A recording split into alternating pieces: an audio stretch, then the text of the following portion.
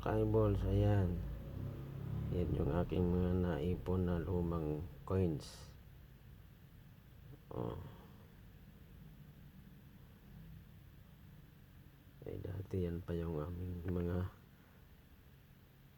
baon sa school, mga ganyang klaseng barya. At mayroon din akong 2 piso bills, tsaka 1 piso bills na 1949. Ayan, kasama ng 5 cents. At yung 50 pesos bill na 1949 din. Ayan, mga ka-eyeballs. Oh, ito yung 1949 niya. Ayan.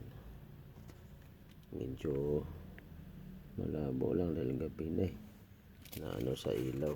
Ayan o. Hindi, paano natin makita ito? 1949. Ayan.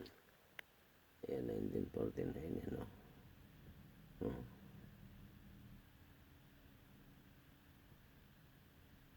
Ayan.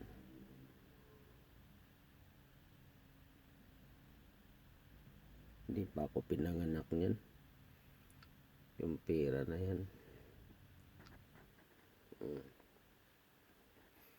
At meron din akong ayan. Ito yung yata ito eh. Yan o.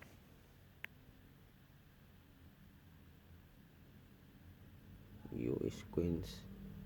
Tsaka ito yung 50 cent dati. Ayan o. Mayroon pa din kalabaw na maliit.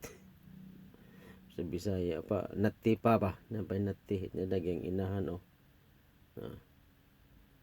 Naghikot sa lubi. Wala diha. Oh. Napay isda o na. Kana.